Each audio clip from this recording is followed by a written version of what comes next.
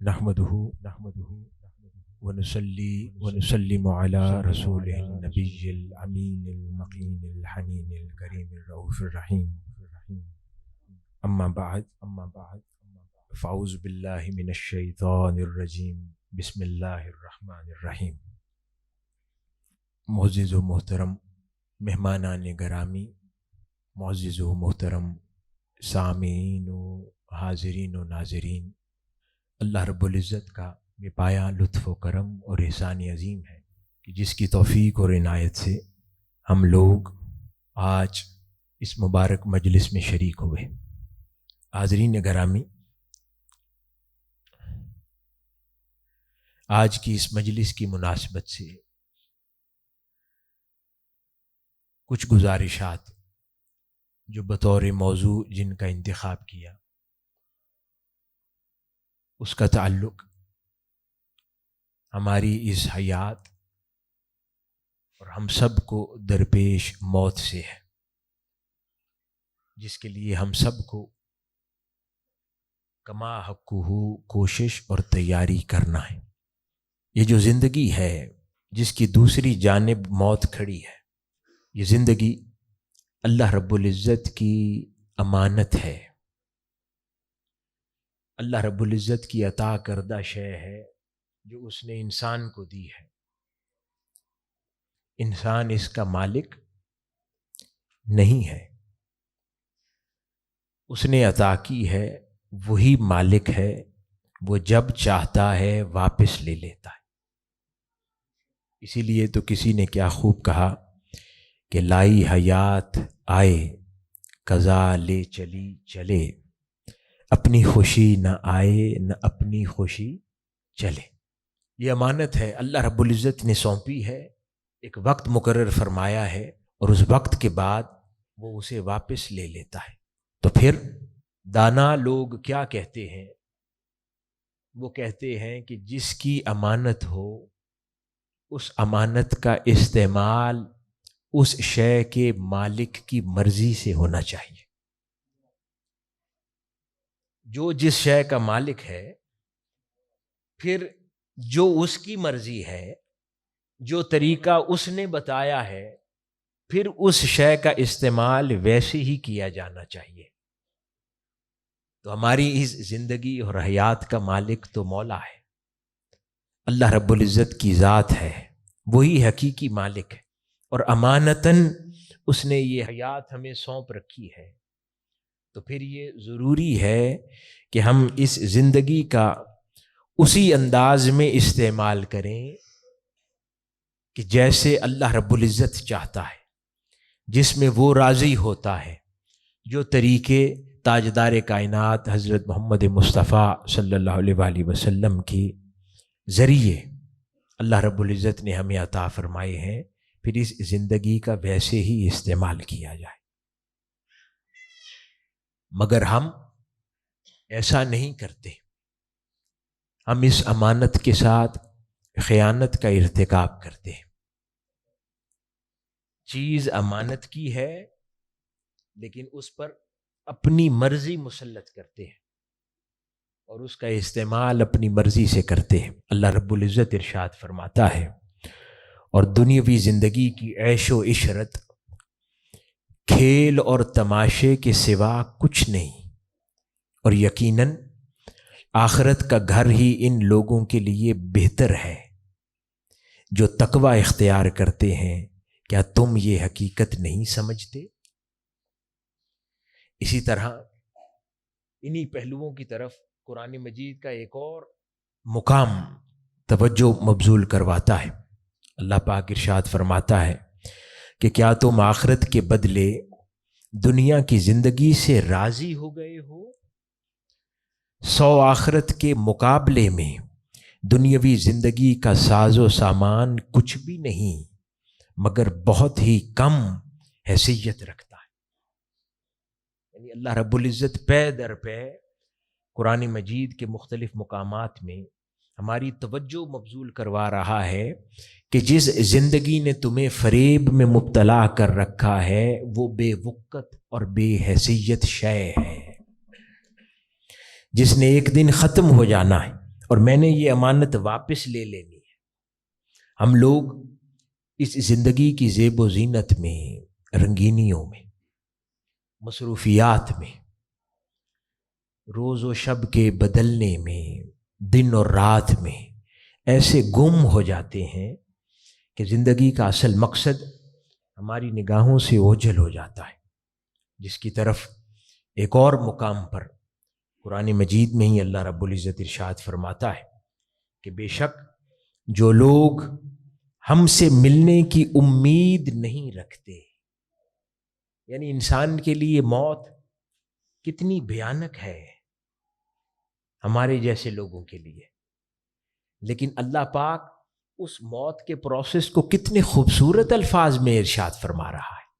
وہ فرماتا ہے کہ بے شک جو لوگ ہم سے ملنے کی امید نہیں رکھتے، یعنی کہ جب یہ روح قفس انصری سے پرواز کرتی ہے، اس کو اللہ پاک اپنی ذات سے ملاقات قرار دے رہا ہے کہ جو لوگ ہم سے ملنے کی امید نہیں رکھتے اور دنیاوی زندگی سے خوش ہیں اور اسی سے مطمئن ہو گئے ہیں اور جو ہماری نشانیوں سے غافل ہیں، انہی لوگوں کا ٹھکانہ جہنم ہے، اور ان اعمال کے بدلے میں جو وہ کماتے رہے ہیں۔ یعنی جو لوگ اللہ پاک سے ملاقات کے مشتاق نہ رہیں اور ان کو موت کا عمل خوف زدہ کرے، وہ چونک جائیں، وہ پریشان ہو جائیں، وہ پریشانی میں مبتلا ہو جائیں موت سن کر، اور وہ موت کی خبر ان کو اپنے مولا اور مالک حقیقی سے ملاقات کا پتہ نہ دیتی ہو، تو ان کے لیے اللہ پاک فرما رہا ہے کہ پھر وہ لوگ وہ ہیں جنہوں نے تیاری نہیں کی اور اپنے اعمال کے نتیجے میں وہ جہنم کی طرف دھکیلے جانے والے ہیں۔ اسی طرح یہ دنیاوی زندگی، یہ مادی چکا چوند، یہ دنیاوی خوبصورتیاں، حسن اور رنگینیاں، یہ تمام امور انسان کو بڑے دل فریب محسوس ہوتے ہیں اور اپنی طرف کھینچتے ہیں۔ یہ مال و متاع، یہ دولت، گھر بار، اولاد، عیش و عشرت، شہرت و نام، یہ سب کچھ انسان کو بہت اچھے اور لبھانے والی اشیاء ہے جو انسان کو لبھاتی ہیں، لیکن اسی وقت انسان کو اپنے حقیقی مقصد سے دور بھی کرتی چلی جاتی ہے، کیونکہ انسان کا ذہن انہی امور میں مصروف ہو جاتا ہے، انہی کے گرد گھومنا شروع کر دیتا ہے، انہی میں محو ہو جاتا ہے، انہی میں گم رہتا ہے، نتیجتاً انسان اپنے حقیقی مقصد سے دور ہو جاتا ہے۔ اسی کی طرف قرآن مجید کے ایک اور مقام پر اللہ رب العزت ارشاد فرماتے ہیں کہ اور آپ صلی اللہ علیہ وآلہ وسلم انہیں دنیاوی زندگی کی مثال بھی بیان کیجیے، یعنی اللہ پاک پے در پے اس دنیاوی زندگی کے حقائق اس میں مبتلا ہو جانے والوں پر عیاں فرما رہا ہے۔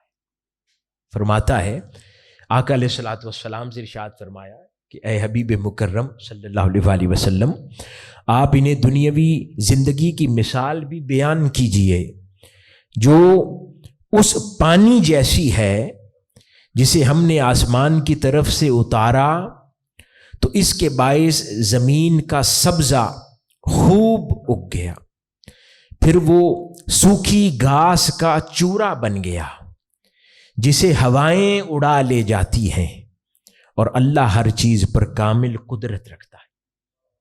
فرمایا کہ یہ جو زندگی اور اس دنیا کی زیب و زینت ہے، رنگ و رونق ہے، یہ ایسے ہے کہ جیسے زمین پر آسمان سے پانی برسے، بارش ہو، اس بارش کے نتیجے میں خوب فصل اگے، سبزہ ہو، ہریالی ہو، اور کچھ دیر کا حسن ہو، اور پھر وہی سبزہ کسی جانور کا چارہ بن جائے، اور پھر وہی سبزہ موسم کے بدلنے سے سوکھ جائے، روکھا ہو جائے، اور ایسا روکھا تنکوں کی مانند ہو جائے کہ اسے ہوائیں اپنے دوش پہ لے پھریں، اڑائے پھریں، اور یہاں تک کہ اس کا وجود بھی باقی نہ رہے۔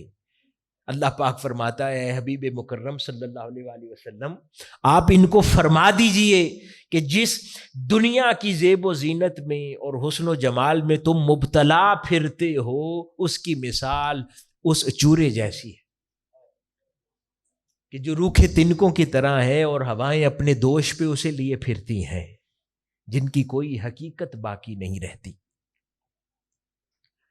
اسی طرح ایک اور مقام پر اللہ رب العزت قرآن مجید میں ارشاد فرماتا ہے، اور اے لوگو، یہ دنیا کی زندگی کھیل اور تماشے کے سوا کچھ نہیں ہے، اور حقیقت میں آخرت کا گھر ہی صحیح زندگی ہے، کاش وہ لوگ یہ راز جانتے ہوتے۔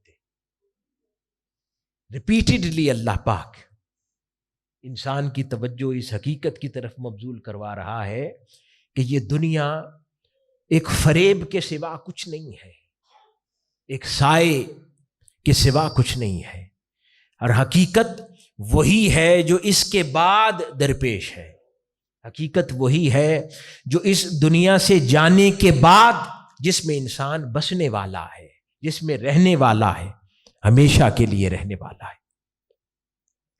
اسی طرح ایک اور مقام پر اللہ پاک ارشاد فرماتا ہے، یہ زندگی سراسر ابتلا اور آزمائش اور امتحان سے بھری ہوئی ہے۔ اے اس دنیا سے اور زندگی کو ضرورت سے زیادہ چاہنے والوں، اس زندگی کو ضرورت سے زیادہ چاہنے والوں، اللہ پاک فرماتا ہے یہ زندگی سراسر ابتلا اور آزمائش اور امتحان سے بھری ہوئی ہے۔ جو لوگ اسے لہو و لعب، زیب و زینت، مال و اولاد کے تفاخر اور معیار زندگی کو بلند کرنے کی دھن میں گزارتے ہیں، اللہ پاک ان سے مخاطب ہے کہ جان لو دنیا کی زندگی محض کھیل اور تماشا ہے اور ظاہری آرائش ہے، آپس میں فخر اور خود ستانی اور ایک دوسرے پر مال اور اولاد میں زیادتی کی طلب ہے۔ اس کی مثال پھر فرمایا بارش کی سی ہے کہ جس کی پیداوار کسانوں کو بھلی لگتی ہے، پھر وہ خشک ہو جاتی ہے، پھر تم اسے پک کر زرد ہوتا دیکھتے ہو، پھر وہ ریزہ ریزہ ہو جاتی ہے، اور آخرت میں نافرمانوں کے لیے سخت عذاب ہے، اور فرما برداروں کے لیے اللہ کی جانب سے مغفرت اور عظیم خوشنودی ہے، اور دنیا کی زندگی دھوکے کی پونجی کے سوا کچھ نہیں ہے۔ بارہا میں نے بہت سارے مقامات قرآن مجید کے بیان فرمائے کہ اس ایک موضوع پر ایک آیت نہیں ہے، ریپیٹڈلی درجنوں مقامات ایک ہی پہلو کی طرف توجہ مبذول کروا رہے ہیں کہ یہ دنیاوی زندگی کھیل اور تماشے کے سوا کچھ نہیں ہے۔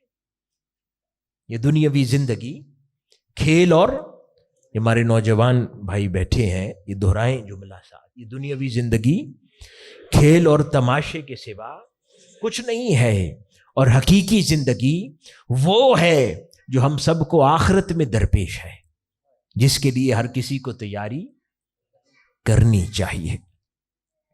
آئیے کچھ احادیث مبارکہ کا تذکرہ بھی کرتے ہیں کہ آقا علیہ الصلوۃ والسلام نے احادیث مبارکہ میں اس پہلو کا تذکرہ کس طرح فرمایا۔ ایک حدیث مبارکہ ہے، اس میں آقا علیہ الصلوۃ والسلام نے اسی دنیاوی اور دنیا کی حقیقت بیان فرماتے ہوئے ارشاد فرمایا، بخدا دنیا آخرت کے مقابلے میں محض اس طرح ہے جس طرح تم میں سے کوئی شخص اپنی انگلی کو سمندر میں ڈال دے، پھر نکال کر دیکھے اس پر کیا لگا ہوا ہے۔ جو کچھ تمہاری انگلی میں سمندر سے نکالنے کے بعد جتنا پانی انگلی پر بچا ہوگا، آقا علیہ الصلوۃ والسلام فرما رہے ہیں یہ دنیاوی زندگی بس اتنی حقیقت رکھتی ہے۔ وہاں سمندر ہے، یعنی اس حیات کی دوسری جانب سمندر ہے، نہ ختم ہونے والا سمندر ہے، اور یہ 60 70 80 سال کی زندگی، بس اس کی اتنی وقت ہے کہ انسان اس سمندر میں اپنی انگلی ڈبو کر نکالے، بس جتنی گیلی ہو جائے، جتنی بھیگ جائے، بس اتنی حقیقت۔ اور ہم اتنی سی حقیقت کے لیے اس آخرت کے سمندر کو ضائع کر دیتے ہیں، اتنی سی حقیقت کی خاطر اس آخرت کے خزانوں کو برباد کر دیتے ہیں، اتنی سی حقیقت کی خاطر اس آخرت کے سمندروں کو اس سے محروم ہو جاتے ہیں۔ کیوں؟ کیونکہ یہ دنیا بہت فریب دیتی ہے اور ہمیں اپنی طرف کھینچتی ہے، ہمیں اپنے اندر مبتلا کرتی ہے۔ اسی طرح سیدنا ابی ہریرہ رضی اللہ تعالی عنہ نے ارشاد فرمایا کہ حضور نبی اکرم صلی اللہ علیہ وآلہ وسلم نے فرمایا کہ دنیا مومن کے لیے قید خانہ ہے۔ ان میں سے کئی معروف احادیث ہیں، ہم نے سن رکھی کہ یہ دنیا مومن کے لیے قید خانہ ہے، جبکہ کافر کے لیے جنت کی طرح ہے۔ جب حضور نے فرمایا کہ یہ مومن کے لیے قید خانے کی مانند ہے اور کوئی اسے جنت بنانے چل پڑے اور اس پوری زندگی کو اپنی چند سالوں پر مبنی اور محیط زندگی کو جنت میں تبدیل کرنے لگ جائے تو پھر لا محالہ بات ہے کہ آخرت اس کا اپوزٹ ہو جائے گی۔ اسی طرح حضرت جابر بن عبداللہ رضی اللہ تعالیٰ عنہ بیان فرماتے ہیں کہ ایک بار حضور نبی اکرم صلی اللہ علیہ وآلہ وسلم مدینہ المنورہ کے مضافات میں واقع ایک گاؤں تھا عالیہ، اس سے واپس تشریف لا رہے تھے تو ایک بازار سے گزر ہوا، وہاں پر ایک بکری کا بچہ مردہ حالت میں پڑا ہوا تھا اور وہ اپنے جسم سے ناقص بھی تھا، اس کا ایک کان ٹوٹا ہوا تھا یا چھوٹا تھا۔ آقا علیہ الصلوۃ والسلام نے صحابہ کرام کو جمع فرمایا اور ان سے پوچھا کہ یہ جو مردہ بکری کا بچہ ہے جو اپنے جسم میں مکمل بھی نہ تھا، اس مرے ہوئے بچے کو کوئی 1 درہم میں خریدے گا؟ اس مرے ہوئے بکری کے بچے کو کوئی 1 درہم میں خریدے گا؟ تو صحابہ کرام نے عرض کیا کہ یا رسول اللہ صلی اللہ علیہ وآلہ وسلم، نہیں یا رسول اللہ، یہ بکری کا بچہ مردہ ہے، ہمارے کسی کام کا نہیں ہے، اور اگر زندہ بھی ہوتا تو بھی کسی قیمت پر نہ خریدتے، کیونکہ یہ عیب دار تھا، اس میں عیب تھا، اس کا کان ٹوٹا ہوا تھا یا چھوٹا تھا تو عیب دار تھا۔ تو آقا علیہ الصلوۃ والسلام نے فرمایا کہ اس کو اس کے مالک نے یوں پھینک دیا جیسے اپنے مالک کی نظر میں اس مردہ بچے کی حیثیت حقیر سے حقیر تر بھی نہ تھی، یعنی اپنے مالک کی نظر میں یہ ذلیل تھا، کم تھا، اس لیے اس نے اس کو بے وقت شے کی طرح یوں پھینک دیا جسے تم میں سے کوئی 1 درہم میں بھی خریدنا نہیں چاہتا۔ یہ ارشاد فرما کر آقا علیہ الصلوۃ والسلام نے فرمایا بخدا جس طرح تمہارے نزدیک یہ بچہ حقیر ہے، اللہ تعالیٰ کے نزدیک یہ پوری دنیا اسی طرح حقیر ہے۔ یعنی جس طرح تم اس بکری کے بچے کو 1 درہم کے برابر نہیں خریدنا چاہتے اور پوری دنیا کے پیچھے مارا پھرتے ہو، یہاں تک کہ اپنے آپ کو بیچنے پر آمادہ ہو جاتے ہو، اپنے ضمیر کو بیچنے پر آمادہ ہو جاتے ہو، اپنی عزت کو بیچنے پر آمادہ ہو جاتے ہو جس دنیا کی خاطر، تو اس دنیا کے بنانے والے کی نظر میں اس دنیا کی اس سے بھی زیادہ وقت نہیں ہے جیسی وقت اس مرے ہوئے بکری کے بچے کی اس کے مالک کے سامنے تھی۔ اسی طرح حضرت سہل بن عبداللہ رضی اللہ تعالیٰ عنہ بیان کرتے ہیں کہ رسول اللہ صلی اللہ علیہ وآلہ وسلم نے فرمایا کہ اگر اللہ تعالیٰ کی، بڑی غور طلب بات، اگر اللہ تعالیٰ کے نزدیک دنیا کی مچھر کے پر کے برابر بھی وقت ہوتی تو وہ کفار کو اس سے ایک گھونٹ پانی بھی نہ پینے دیتا۔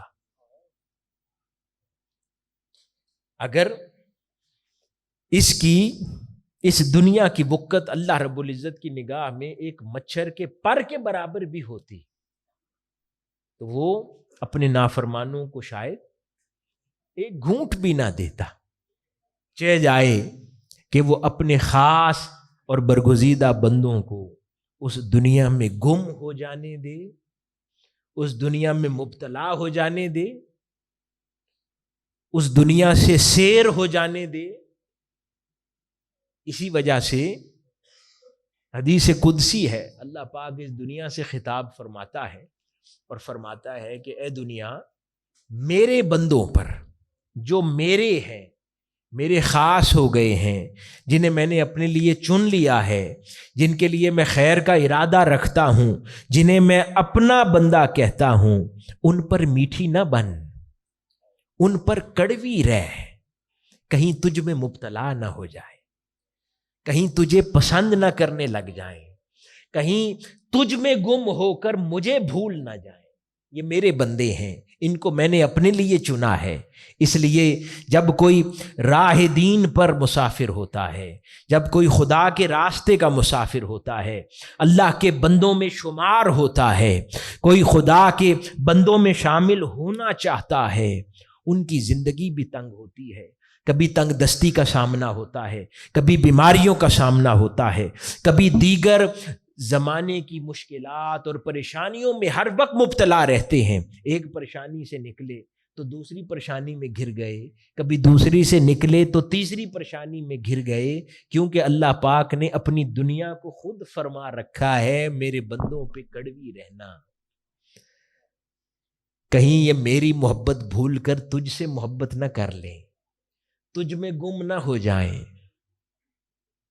تجھ پر فریفتہ نہ ہو جائیں، ان پر کڑوی بن کر رہ، ان کو اپنی مٹھاس نہ دے، ان کو اپنی مشکلات دے، ان کو اپنی تنگیاں دے، ان کو اپنی مشکلات دکھاتی رہ، تاکہ تجھے اجنبی جانے، تجھے اجنبی مانے، اور صرف مجھے اپنا جانے اور مجھے اپنا مانے۔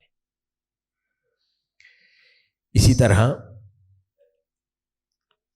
ایک اور حدیث مبارکہ ہے، آقا علیہ الصلوۃ والسلام نے ارشاد فرمایا کہ خبردار، بے شک یہ دنیا ملعون ہے، اور اس کو امام ترمذی نے روایت کیا، یہ دنیا ملعون ہے، جو کچھ بھی اس میں ہے۔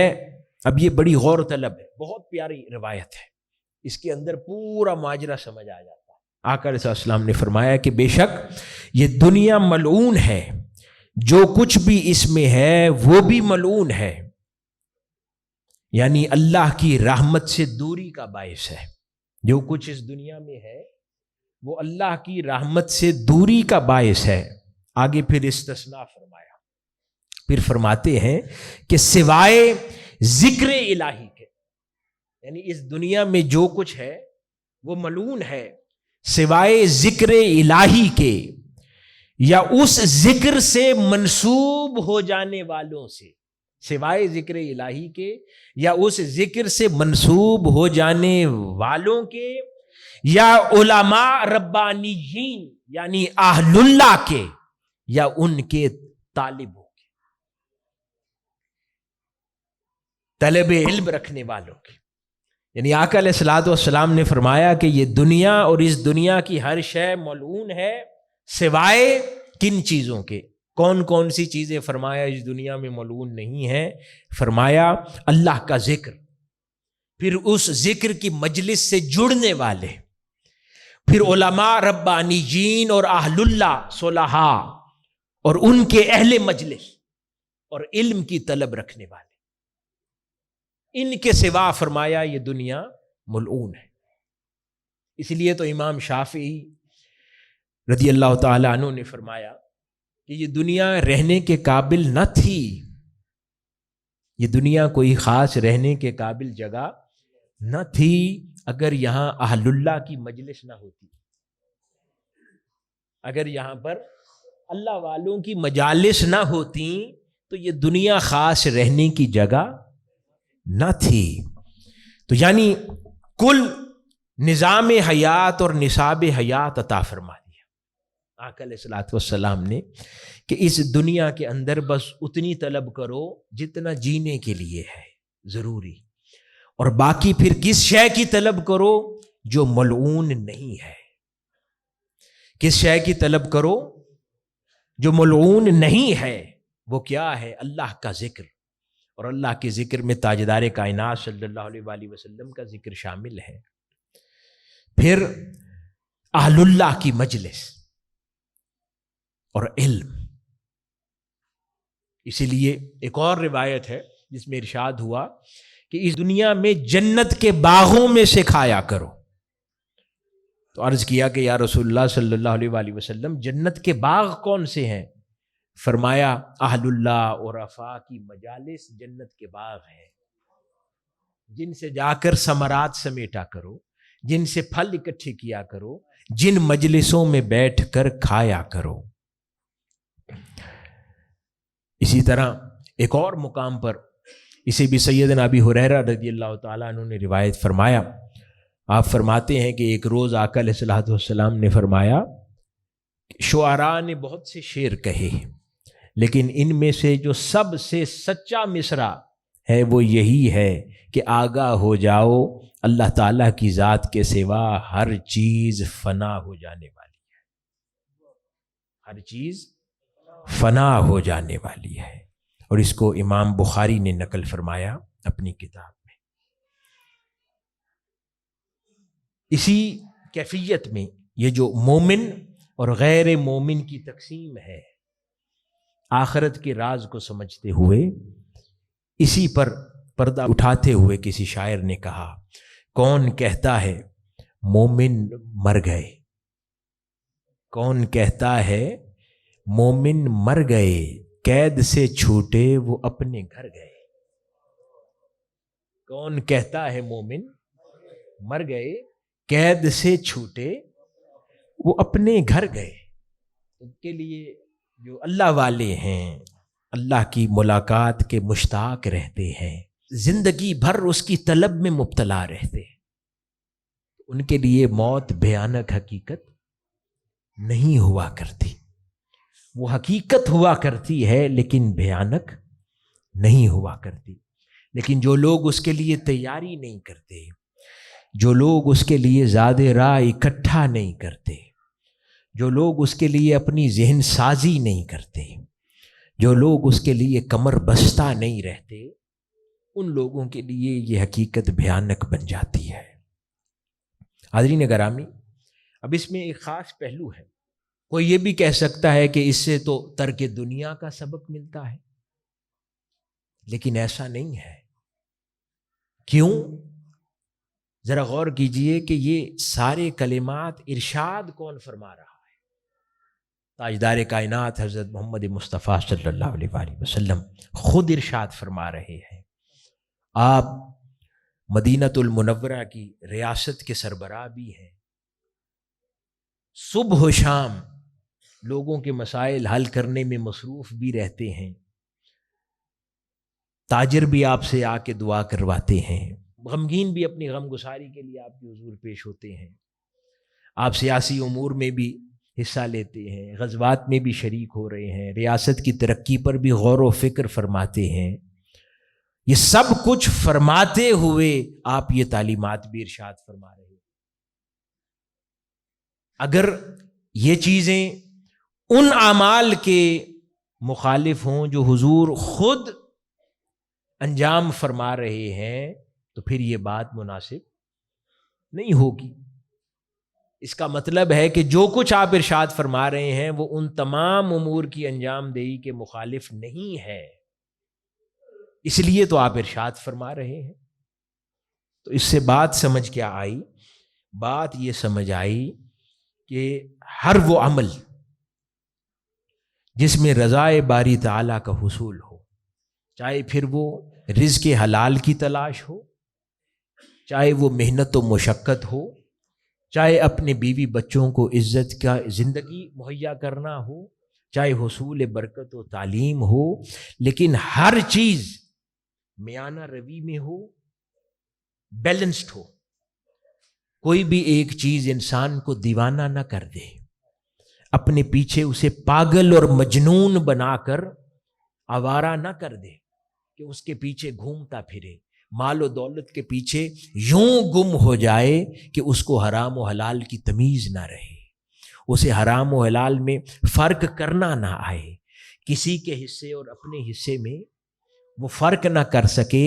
یہ ان امور کی طرف آقا علیہ الصلوۃ والسلام اشارہ فرما رہے ہیں. اس لیے فرمایا کہ ہر شے ملعون ہے، کیونکہ جو بھی شے ضرورت سے زیادہ اس دنیا میں مبتلا کر دے وہ نقصان دہ ہے، لیکن اتنا جتنا یہ زندگی گزارنے کے لیے عزت سے چاہیے وہ رزق حلال، عزت کی زندگی. نہ طاقت ضرورت سے زیادہ اور وقت سے پہلے انسان اس کے پیچھے پاگل ہو جائے، نہ مال و دولت ضرورت سے زیادہ اور وقت سے پہلے اس کے پیچھے پاگل ہو جائے، نہ نام و نمود اور شہرت کے پیچھے ضرورت سے زیادہ اور وقت سے پہلے پاگل ہو جائے. تو وہ چیزیں اس کو اس دنیا میں، اس ملعون دنیا میں نقصان کی طرف لے جائیں گی. اور اگر انسان کانے ہے، جو کچھ خدا جب جتنا دیتا ہے اس پر قناعت کرتا ہے،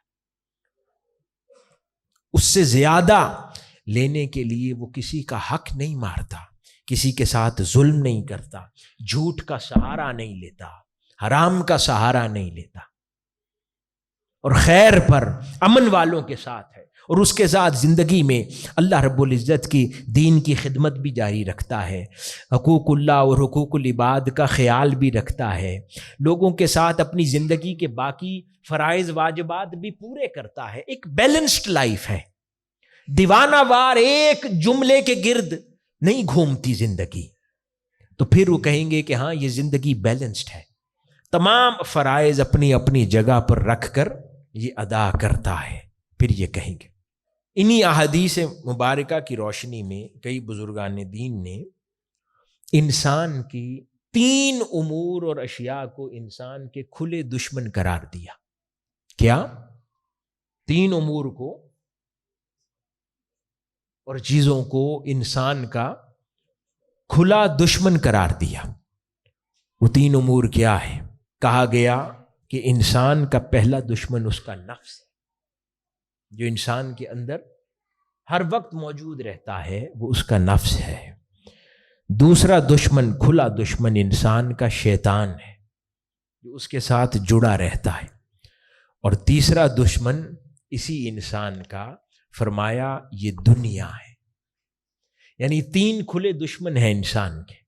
اس کا نفس جو اس کو برے خیال سجھاتا ہے، شیطان جو اس کو برے خیالات دیتا ہے، اور یہ دنیا جس کے متعلق یہ دونوں چیزیں انسان کو مجبور اور مبتلا کرتی.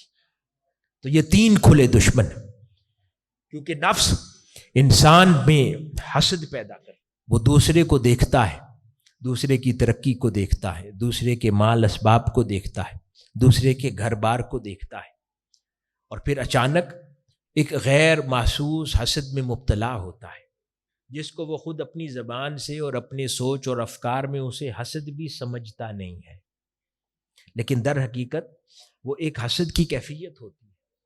پھر وہ ویسا بننے اور ویسا کرنے کے لیے وہ دیوانہ وار غلط اور صحیح کے فرق کے بغیر وہ پیچھے بھاگنا شروع کر دیتا ہے.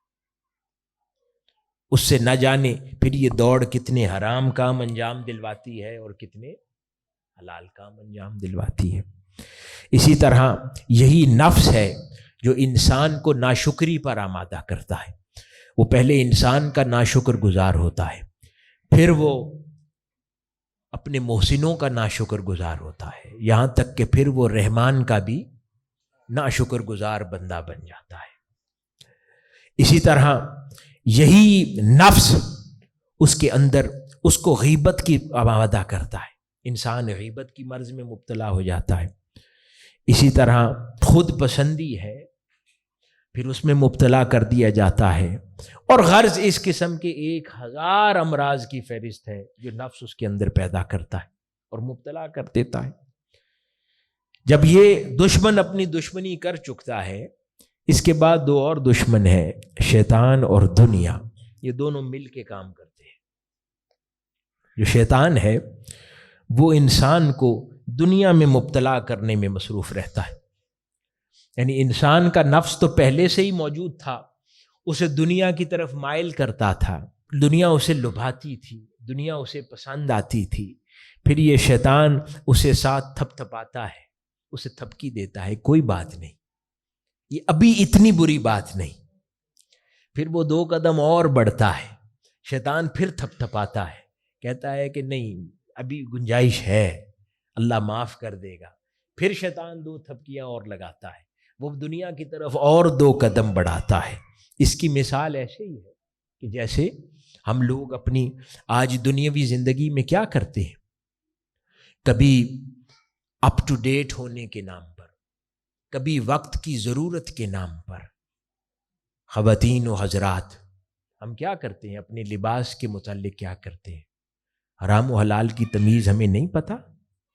کیا ہمیں نہیں پتہ کہ ہمارے جسم کے اعضاء اگر نمایاں ہوں تو یہ چیز ہمیں جہنم میں دھکیلنے والی ہے؟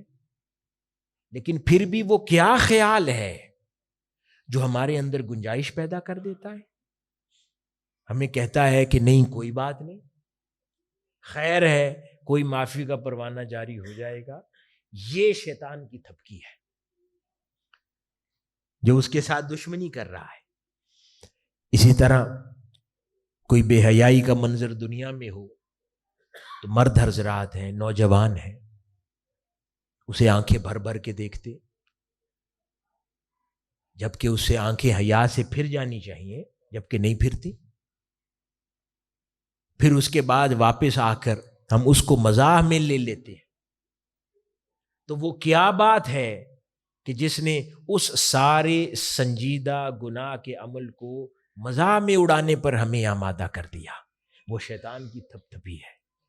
اس نے تھپ تھپایا ہے، اس نے آپ کو آمادہ کیا ہے کہ کوئی بات نہیں، کہیں سے معافی کا پروانہ جاری ہو جائے گا. یہ دھوکہ ہے وہ شیطان کا جو مسلسل دیتا چلا جاتا ہے، یہاں تک کہ انسان اس طرح لبریز ہو جاتا ہے اور اس کے اندر لگ جاتا ہے اس کیچڑ میں کہ جس سے پھر نکلنا دشوار ہو جاتا ہے. اسی طرح حرام کمانا ہے، رشوت ہے، حرام خوری ہے، اس کے لیے 100 طرح کے انسان ہیلے سوچ لیتا ہے کہ نہیں یہ اس کی میں نے پیسہ اس لیے لیا ہے، اس کے لیے یہ دلیل ہے، یہ پیسہ اس لیے لیا ہے، یہ دلیل ہے، یہ چوری اس لیے کی ہے، اس کی یہ دلیل ہے. گنجائشیں، وہ جو گنجائشیں دماغ میں آتی ہیں نا، یہ وہ شیطان ڈالتا ہے. جب دل میں دماغ میں وہ گنجائشیں آنے لگ جائیں، سمجھے میرے ساتھ شیطان بیٹھا ہے، وہ ڈال رہا ہے ہمارے دماغ میں یہ باتیں. اسی طرح نماز کے اوقات ہیں، نوجوان ہیں، اٹھتے ہوئے سہل پسندی ہے، سردی ہے، وضو نہیں ہوتا، اٹھ کے پڑھ لیں گے. جب ایسے خیال آئے نہ سمجھے ساتھ شیطان بیٹھا ہے بدبخت، وہ آمادہ کر رہا ہے سستی کی طرف. وہاں پر لعنت بھیجے شیطان پر، اور پھر ہمت سے اٹھ کھڑے ہوں کہ نہیں، مجھے میرے مولا نے بلایا ہے، میں نے اپنے مولا کے حضور حاضر ہونا ہے، اس کے حضور سجدہ ریز ہونا ہے، اس کی بارگاہ میں قیام کرنا ہے، اس کے حضور سجدہ کرنا ہے. کھڑے ہو جائے، کوئی خیال جگا دے، کوئی خیال جگا دے. بے دردانو سکھ دی نیندر آوے تے درد مندانو تانگ سجن دی ستیاں آن جگاوے. کبھی سوچ لیا کریں، اٹھ بلیا چل یار منا لے، نہیں تے بازی لے گئے کتے تے تھی اتے. یہ سوچ لیا کریں. جب سستی اور کاہلی گھیرے تو پھر سوچے کہ اٹھ جا، نہیں تے بازی لے گئے کتے تے تھی اتے. اسی لیے تو وہ منگول بادشاہ تھا نا، جس نے کسی صوفی بزرگ کو پوچھ کے کہا تھا کہ میرے کتے کی دم اچھی یا تیری داڑھی اچھی. تو اس اللہ والے نے جواب دیا تھا کہ اگر میرا مولا مجھ سے راضی ہو گیا تو میری داڑھی اچھی، اگر میرا مولا مجھ سے راضی نہ ہوا تو تیرے کتے کی دو بچے. تو یہ بات اسے راضی کرنے کی ہے، یہ بات اسے منانے کی ہے. تو یہ شیطان ہر وقت آمادہ رہتا ہے ہمیں خراب کرنے پر، ہمیں گمراہ کرنے پر، ہمیں سست کرنے پر، ہمیں کاہل بنانے پر، کبھی حرام کھانے پر، کبھی گناہ کی طرف مرکوز کرتا ہے توجہ. انسان زندگی میں 100 بار گرتا ہے، گرنا اچنبے کی بات نہیں ہے. گناہ کی دلدل میں انسان گرتا ہے کیونکہ انسان ہے، نسیان سے ہے نا، انسان بھولتا ہے. تو گناہ کا ارتکاب ہو جانا اچنبے کی بات نہیں ہے، لیکن پھر اس دلدل میں پڑے رہنا اچنبے کی بات. اس سے نکل آنا یہ مردوں کا شیوا ہے، اس سے نکل آنا یہ مومنوں کا شیوا ہے. ہمت کر کے، جبر کر کے اپنے اوپر، جب سمجھ آ جائے، جب سویرا ہو جائے، جب خبر مل جائے، بس اس کے بعد تہیا کر لے. سختیاں جھیلنے پر آمادہ ہو جائے، لیکن پھر لوٹ کے غلط کام کی طرف نہ جانے کا تہیا ہو، پھر لوٹ کر غلط کام کی انجام دہی نہ کرنے کا تہیا ہو جائے. یوں پختگی باطن میں پیدا ہو جائے، انسان کی ذات میں پیدا ہو جائے، تو پھر کہیں گے ہاں یہ مومن ہے، یہ راہ کا مرد ہے، یہ رجال میں سے ہے. صالحین کی یہ پہچان نہیں ہے کہ وہ گرتے نہیں ہیں، صالحین کی یہ شناخت نہیں ہے کہ وہ گرے نہیں ہیں. کبھی گرے ہوں گے، انسان ہیں، لیکن پھر کھڑے ہو جاتے. جب کھڑے ہو جاتے ہیں پھر نہ گرنے کا ڈٹ کے تہیا کر لیتے. تو حاضرین گرامی، یہ وہ 3 دشمن ہیں جو انسان کے ساتھ جڑے رہتے ہیں. اب میں بات کو اختتام کی طرف لے جا رہا ہوں. اب سوال پیدا ہوتا ہے کہ ان دشمنوں سے بچا کیسے جائے. پہلے تو کچھ چیزیں عرض کر دیں کہ کیسے بچا جائے، کچھ اور جاننا چاہیں کہ ان سے کیسے بچا جائے، یا ایسا کوئی طریقہ یا سلیقہ جو احادیث مبارکہ سے میسر آیا ہو یا بزرگان دین نے تعلیم فرمایا ہو، اس کا تذکرہ. تو حاضرین گرامی، ایک بڑا ہی جامع نسخہ ہے ان امور سے بچنے کا.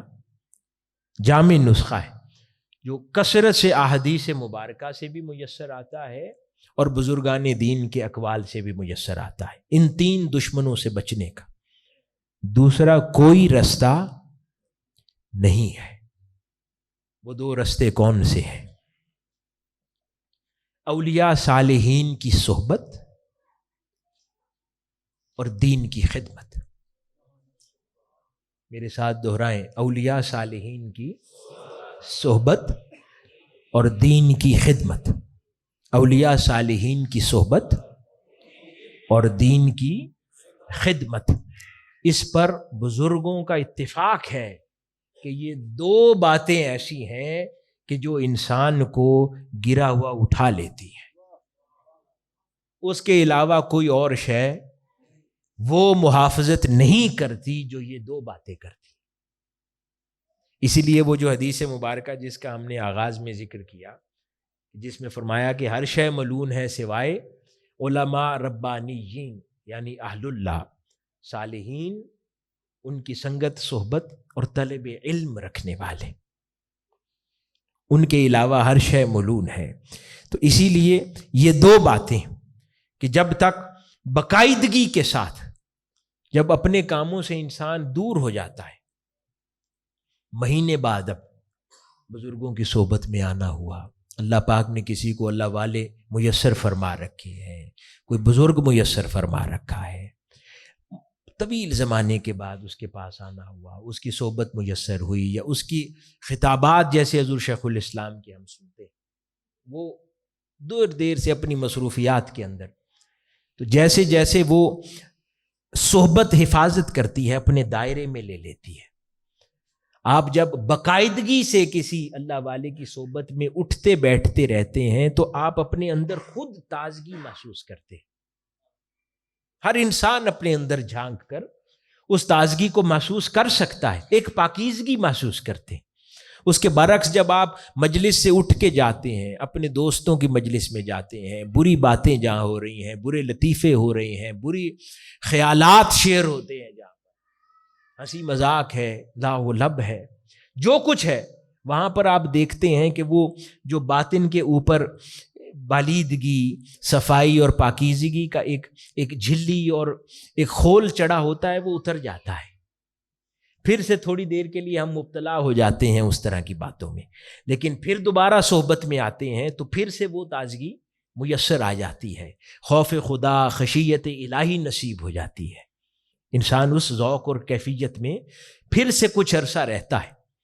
اب جتنی اس کے اندر سمیٹنے کی کیپیسٹی ہے اتنی دیر کی ساز و سامان سمیٹ سکتا ہے، اس کے بعد پھر اس کا وہ گھڑا خالی ہو جاتا ہے، اسے پھر بھرنے کی ضرورت ہے۔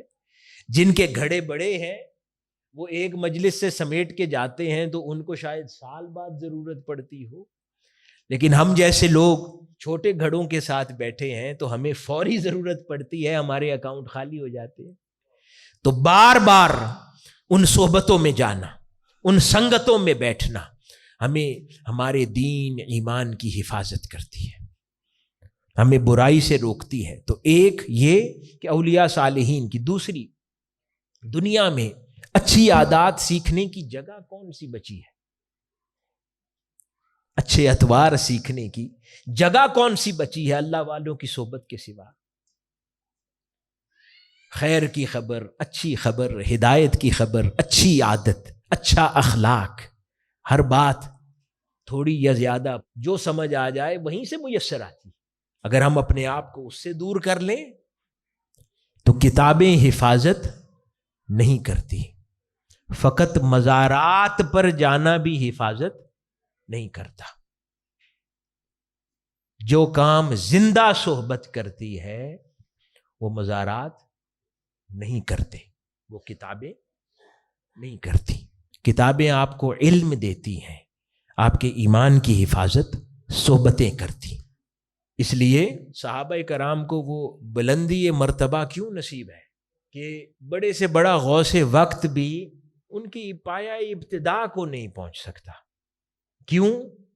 اب اس کا یہ مطلب نہیں ہے کہ وہ صحابہ کرام کے بعد کوئی بڑے علماء نہیں ہوئے، علماء ربانیین نہیں ہوئے، ان سے زیادہ پھر کسی نے علم نہیں جانا، نہیں، کیونکہ وہ کائنات میں جو سب سے اعلیٰ صحبت مل سکتی تھی وہ اس صحبت میں بیٹھنے والے تھے۔ اس صحبت نے انہیں اعلیٰ کر دیا تھا، اس صحبت نے انہیں عرفہ کر دیا تھا، اس صحبت نے انہیں معظم کر دیا تھا، قابل تعظیم کر دیا تھا۔ اب کیونکہ وہ ظاہری صحبت کائنات میں پھر رپیٹ نہیں ہو سکتی، تو اس لیے ان صحابہ کے مقام تک پھر کوئی پہنچ نہیں سکتا۔ اسی طرح پھر ہر دور میں صحبتوں کے معیار ہیں نا۔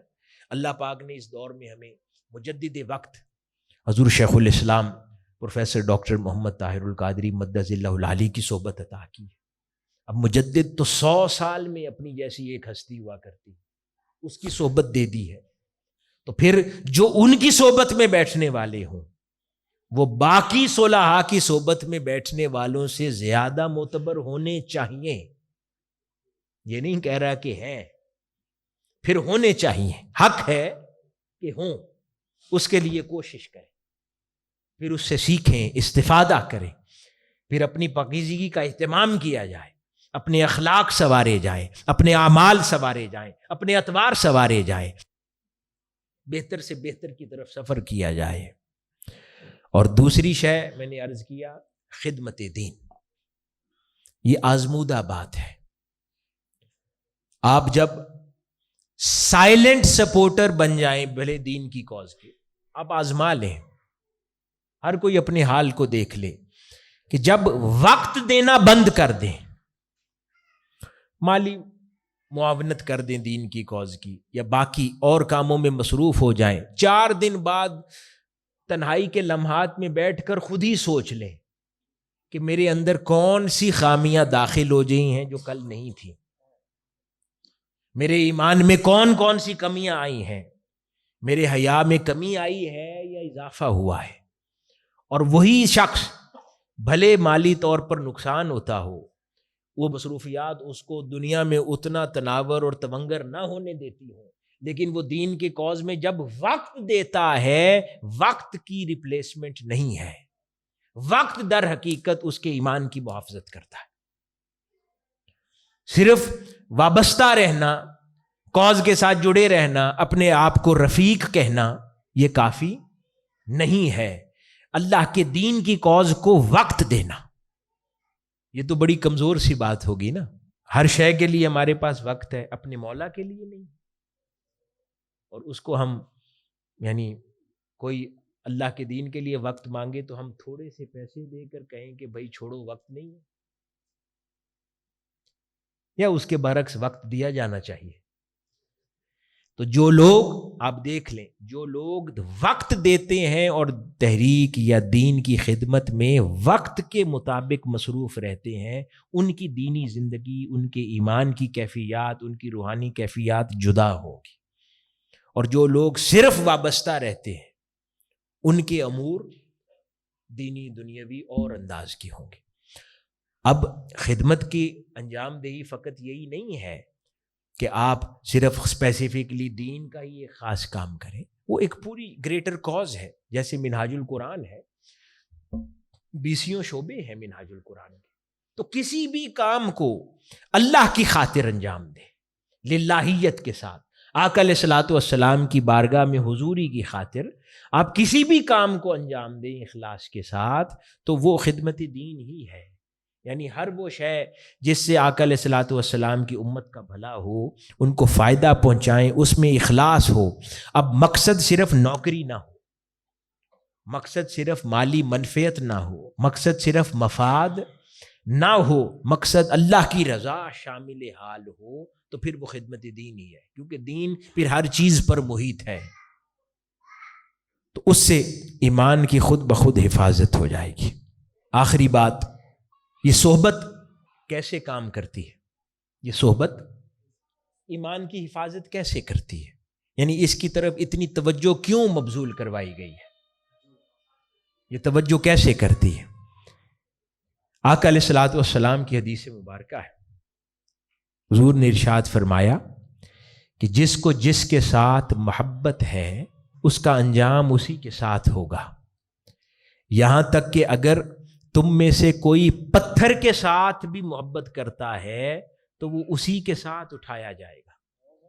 پھر آگے ارشاد فرمایا، کیونکہ محب اور محبوب، جو محب ہوتا ہے اس میں، اس کے دل میں محبوب کی صورت اتر آتی ہے، محب کے سینے میں محبوب کی صورت اتر آتی ہے، پھر اس کے ظاہر و باطن پر جس سے وہ پیار کرتا ہے اس کی کیفیات کا ورود ہوتا ہے۔ تو در حقیقت اس کے دو پہلو ہیں۔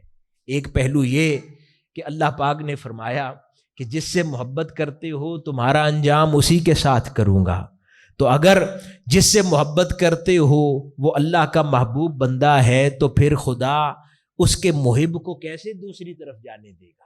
ایک تو فارمولا یہ ہے، اور دوسرا خاص نقطہ یہ ہے کہ پھر جس سے جو محبت کرتا ہے اس کی صورت اس کے دل میں جاگزیں ہو جاتی ہے، پھر اس کے ظاہر و باطن پہ اپنا پرتو چھوڑتی ہے۔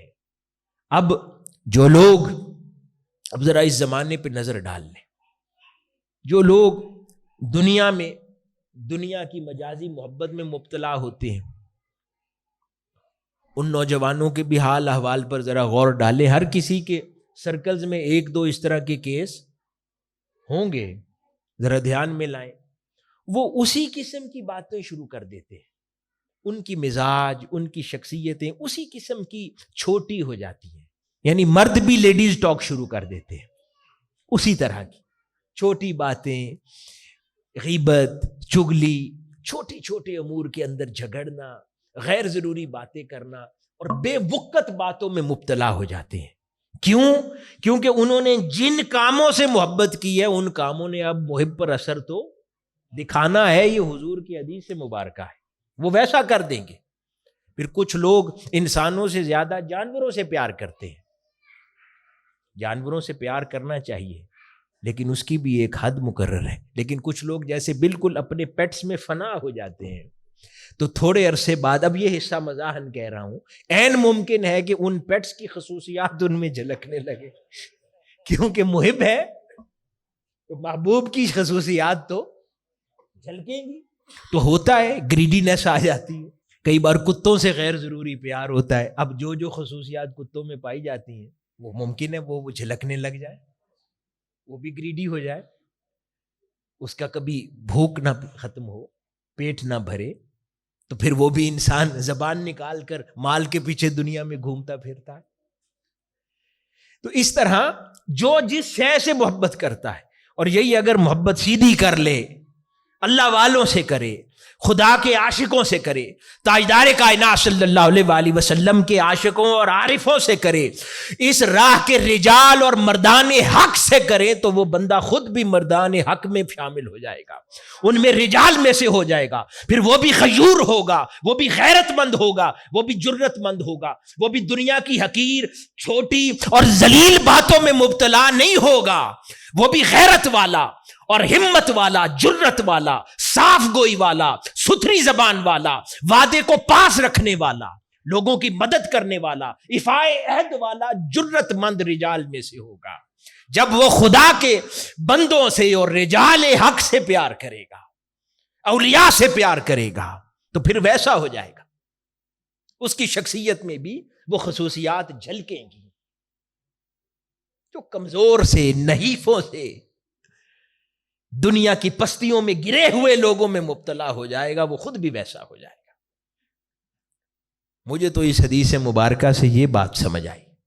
اور آخری بات، قرآن مجید کا ایک اور مقام جس میں اللہ رب العزت نے ارشاد فرمایا، اعوذ باللہ من الشیطان الرجیم، وبشر الذین آمنوا وعملوا الصالحات ان لہم جنات تجری من تحتها الانہار.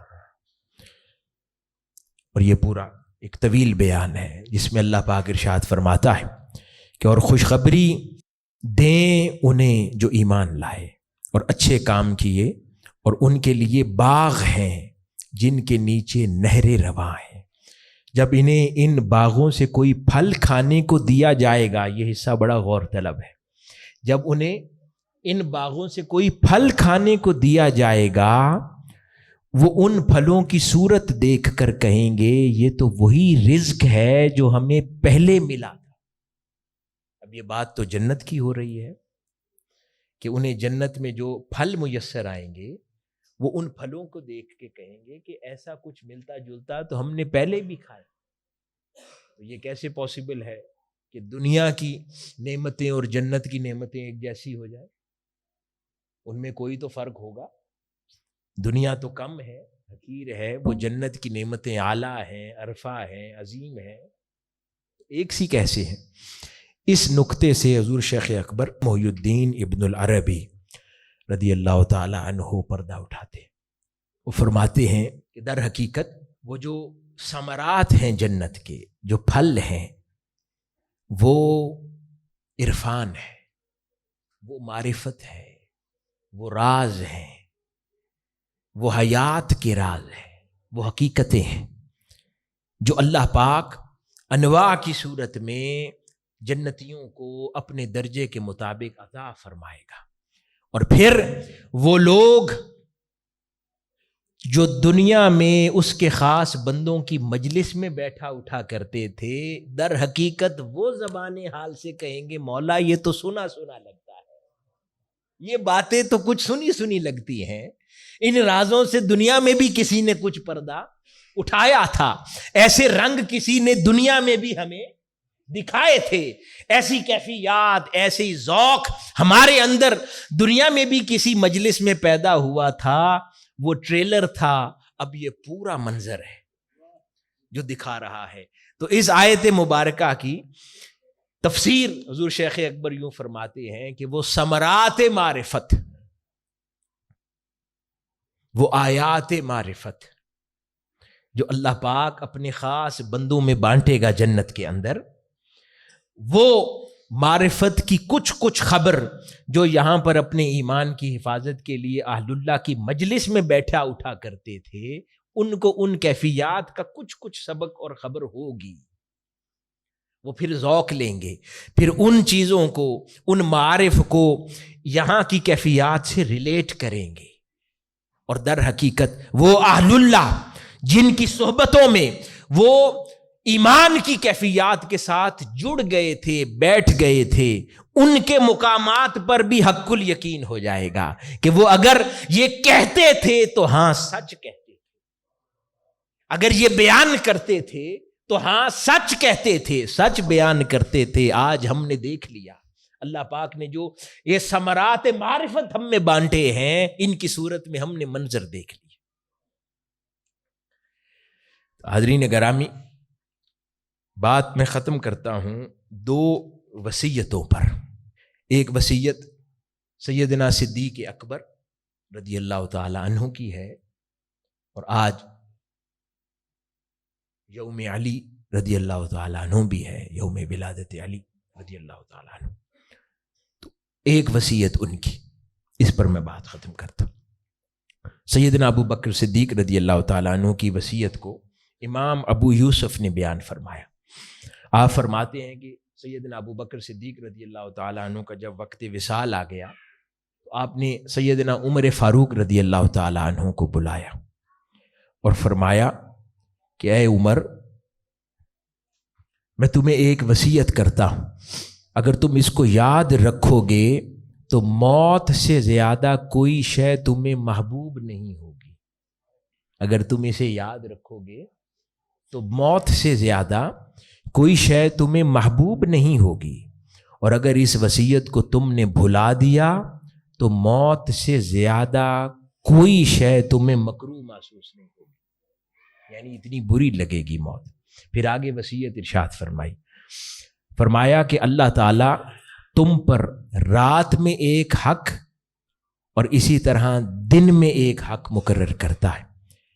جو تم پر حق رات میں فرض ہے وہ دن میں قبول نہیں فرماتا، جو تم پر دن میں فرض ہے وہ رات میں قبول نہیں فرماتا۔